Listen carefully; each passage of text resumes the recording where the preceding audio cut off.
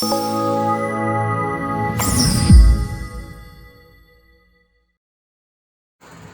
వైఎస్ఆర్ కాంగ్రెస్ నేత రఘురామకృష్ణంరాజు వైఎస్ఆర్ కాంగ్రెస్ అధినేత జగన్మోహన్ రెడ్డి పై వేసిన కస్టడియల్ టార్చర్ కేసు విషయంలో ఏపీ హైకోర్టులో అప్పటి సిఐడి అదనపు ఎస్పీ విజయపాల్కు చిక్కెదురైంది.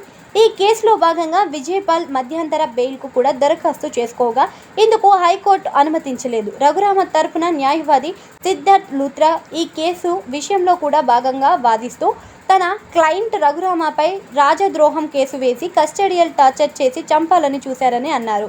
ఇంకా మరోపక్క విజయపాల్ తరపున న్యాయవాది మాట్లాడుతూ నిబంధనల మేరకే తన క్లయింట్ విజయపాల్ను రఘురామను విచారించడానికి ఎలాంటి కస్టడియల్ టార్చర్ జరగలేదని వాదించారు. వాదోపవాదాలు విన్న తర్వాత ఏపీ హైకోర్టు సిద్ధార్థ్ లూత్రా వాదనలనే పరిగణనలోకి తీసుకుంది.